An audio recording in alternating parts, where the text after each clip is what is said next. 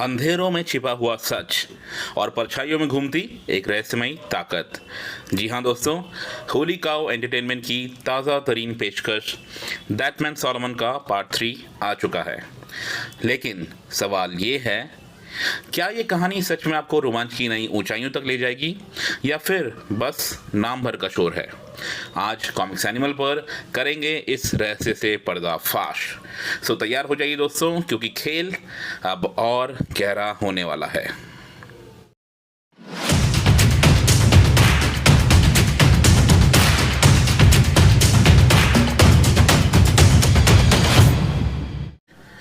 Title cover की बात करें तो पहली नज़र में ये कवर पेज पिछले 2 पार्ट्स जैसा ही लगता है, मानो वही पुरानी झलक दोहराई गई हो। लेकिन इस बार परछाइयों से उभरते गैलब्रेथ और वेलू अर्थात वैम्पायर हंटर और वैम्पायर इस कवर को एक नया जीवन दे देते हैं। उनकी मौजूदगी सिर्फ एक सजावटी बदलाव नहीं, बल्कि कहानी में आने वाले टकराव और रहस्य की ओर इशारा करती है। यही छोटा सा ट्विस्ट इस कवर को साधारण से खास और यादगार बना देता है। आइए दोस्तों, बात करते हैं क्रिएटिव टीम की। राइटर हैं सुदीप मेनन, इलस्ट्रेशन का काम देखा है गौरव श्रीवास्तव और अविनाश घोष ने। गौरव श्रीवास्तव को सेकंड पार्ट में काफ़ी मिस किया गया था, यहाँ उनकी वापसी हुई है। कलरिंग है प्रसाद पटनायक और अविनाश घोष की। लेटरिंग का काम देखा है विशाल पांडे ने और कवर आर्ट है गौरव श्रीवास्तव एंड अविनाश घोष का अगेन। पब्लिशर हैं प्रमोदिनी गोयल और CEO एंड आर्ट डायरेक्टर हैं विवेक गोयल। और आखिर में बचे ग्राफिक डिज़ाइनर जो कि विशाल पांडे हैं। कहानी की बात करें तो दैट मैन सॉलोमन पार्ट 3 के साथ ये सचमुच खुलने लगती है और पाठकों को उनके कई सवालों के जवाब मिलने शुरू हो जाते हैं। इस बार सिर्फ मुख्य किरदारों की बैक स्टोरी ही सामने नहीं आती, बल्कि उस अंधेरी ताकत का राज भी खुलता है जो कि पूरे घटनाक्रम के पीछे है। इन खुलासों से कहानी का दायरा और बड़ा और भी गहरा हो जाता है। पाठक न सिर्फ किरदारों से और जुड़ाव महसूस करते हैं, बल्कि असली दुश्मन की जड़ों तक भी पहुंचने लगते हैं। सबसे खास बात यह है कि ये सब मिलकर आने वाले फिनाले के लिए एक ज़बरदस्त सेटअप तैयार करते हैं।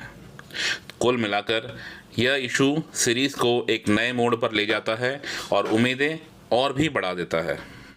आर्टवर्क की बात करें तो इस बार गौरव श्रीवास्तव की वापसी हुई है और उनके आने से वही खूबसूरत चित्रांकन वापस लौट आया है जिसकी पहचान होली काउ कॉमिक से जुड़ी रही है। किरदार और पैनल्स ना सिर्फ एजी लगते हैं, बल्कि उनमें एक ऐसी इंडियरिंग क्वालिटी है जो तुरंत आपका ध्यान खींच लेती है। शार्प लाइन वर्क और डिटेलिंग हर फ्रेम को जिंदा कर देती है। एक्शन सीक्वेंस में मूवमेंट और इम्पैक्ट साफ नज़र आता है, जबकि डार्क शेड्स और कलर पैलेट कहानी के थ्रिलर टोन को और मजबूत बनाते हैं। बैकग्राउंड आर्ट भी कहानी का मूड सेट करने में बेहतरीन काम करता है। कुल मिलाकर ये आर्टवर्क कॉमिक को विजुअली उतना ही दमदार बनाता है जितनी इसकी कहानी अब तक रही है।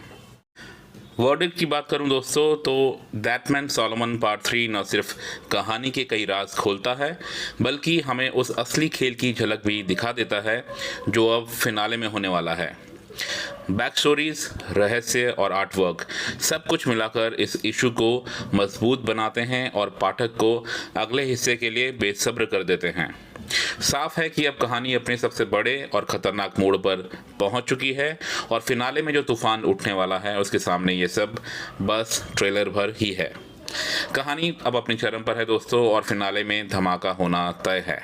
तो दोस्तों, इसी नोट पर मैं चलता हूँ। This is me Dhirendra signing off, और जल्द ही फिर लौटूंगा वहीं जहाँ किरदार, कहानियाँ और रोमांच सब एक जगह मिलते हैं, आपके अपने चैनल कॉमिक्स एनिमल पर।